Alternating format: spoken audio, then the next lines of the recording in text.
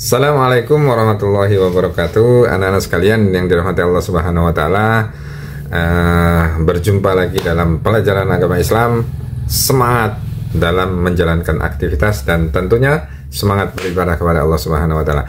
Anak-anak sekalian, hari ini kita akan belajar melanjutkan pelajaran kemarin, yakni tentang iman kepada Rasul-Rasul Allah. Peta konsep yang akan kita kaji di tema iman kepada Rasul-Rasul Allah ini, yang pertama adalah memahami apa itu iman kepada Rasul, kemudian makna dan landasan iman kepada Rasul-Rasul Allah, terus hikmah iman kepada Rasul-Rasul Allah, lalu dampaknya adalah berperilaku sesuai dengan perintah Rasul Allah, keterkaitan antara beriman kepada Rasul-Rasul Allah dengan keteguhan tauhid, dan ujungnya adalah hidup sesuai dengan perintah Rasul. Mudah-mudahan ya, anak-anak sekalian, apa yang dimaksud dengan Rasul? Rasul itu adalah utusan Allah yang menyampaikan berita tentang perintah dan larangan dari yang mengutusnya. Siapa? Ya tentunya Allah Subhanahu wa taala. Iman kepada Rasul meyakini dengan sepenuh hati bahwa Allah Subhanahu wa taala telah mengutus manusia dari kalangan laki-laki pilihannya yang menyampaikan ajaran-ajaran agamanya. Kemudian sumbernya, dalil naklinya itu diantaranya adalah Quran surat An-Nahl ayat 23, kemudian juga ada di surat Al-An'am ayat 48, ada di surat Al-Anbiya ayat 27, dan juga hadis riwayat Baihaqi. Nanti akan kita perdalam.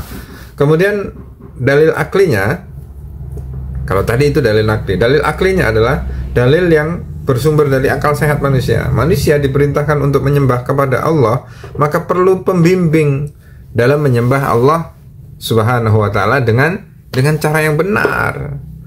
Kemudian yang kedua adalah adanya konsekuensi pahala dan hukuman sebagai manfaat dan akibat ketaatan dan kemaksiatan, sehingga perlu diutus Nabi Muhammad atau diutus Rasul agar memperoleh kabar gembira dengan peringatan yang benar.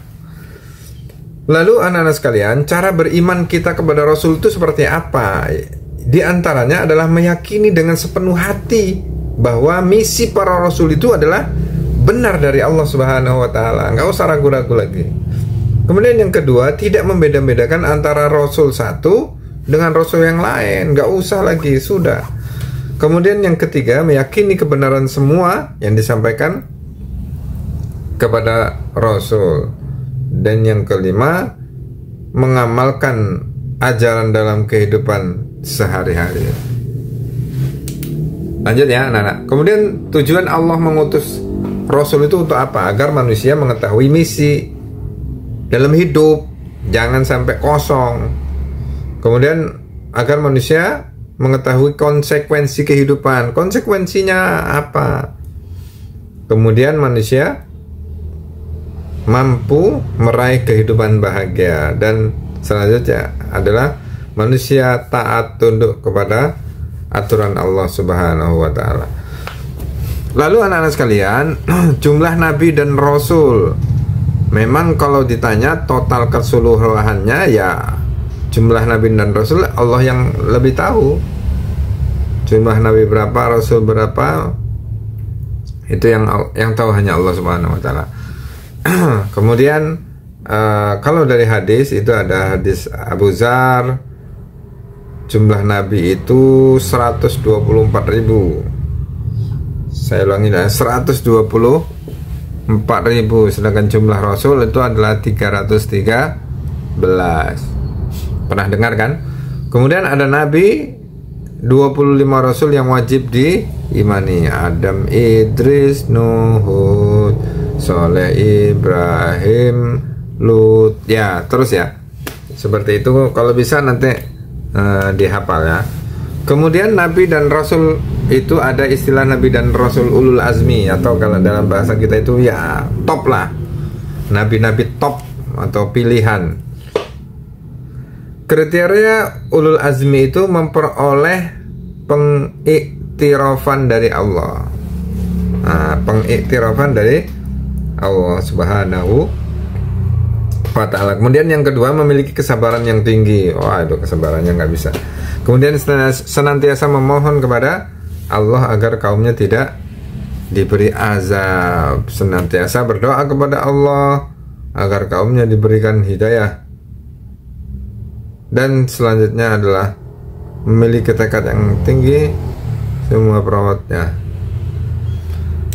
Kemudian anak-anak sekalian, silsilah Nabi dan Rasul, manusia beruntung yang mengikuti jejak Nabi Muhammad SAW. Kita wajib menjadikan Nabi dan Rasul itu sebagai idola. Jadi love.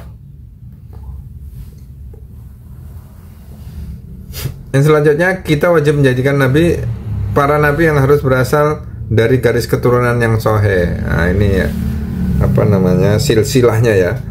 Tidak disebutkan secara langsung silsilah dan keturunan Nabi Muhammad SAW. Nah, ternyata Rasul-Rasul itu, anak sekalian, itu punya mukjizat.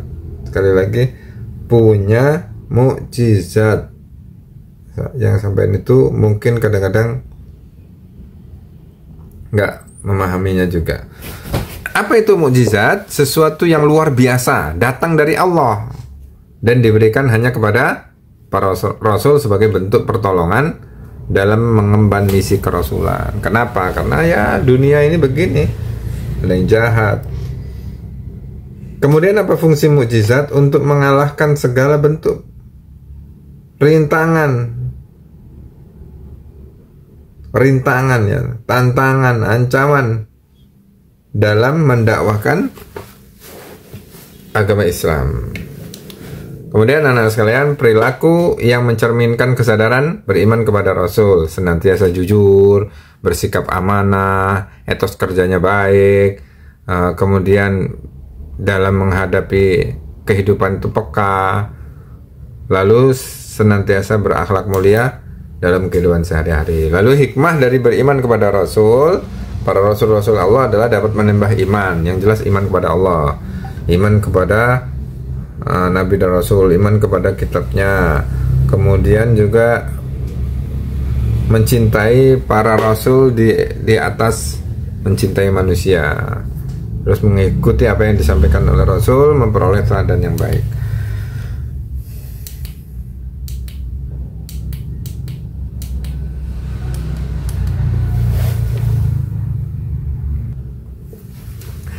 Kita lanjutkan sekalian. Jadi kaitannya antara iman kepada Rasul dengan keteguhan dalam tauhid. Kalau kadar keiman kepada Rasul dapat menentukan kadar imannya kepada Allah Subhanahu wa taala. Seorang yang mantap dalam beriman kepada Rasul, maka ia akan semakin mantap keimanannya, keyakinannya kepada Allah Subhanahu wa taala. Kemudian cara meningkatkan keimanannya kepada Rasul seperti apa? Ya, meyakini bahwa Rasul adalah makhluk Allah yang terbaik. Yang terbaik loh ya. Meyakini bahwa Nabi dan Rasul adalah menyampaikan risalah. Meyakini Nabi dan Rasul itu atau Rasul itu meningkatkan kemampuan ajaran Islam. Dan yang terakhir adalah senantiasa berteman dengan orang-orang yang memiliki keteguhan iman kepada Allah dan Rasulnya. Kaitan antara iman kepada Rasul dengan toleransi. Nah, misi setiap Nabi yang sama ya, menyebarkan dan menegakkan agama tauhid. Agama tauhid apa? Agama yang mengajarkan menyembah satu Tuhan. Setiap Nabi Muhammad dan Rasul membedakan antara miskin, misi kerasulan dan dakwahnya. Kemudian kaitan antara iman kepada Rasul dengan ketaatan, kecintaan kepada Allah. Ketaatan seseorang kepada Allah sangat erat kaitannya dengan ketaatan kepada Rasul. Semakin kuat kadar cintanya kepada Rasul, maka semakin kuat kadar cintanya kepada Allah. Barang siapa yang taat pada Rasul, maka dapat dipastikan dia taat kepada Allah Subhanahu wa taala. Anak-anak sekalian, itu presentasi singkat yang bisa Bapak sampaikan.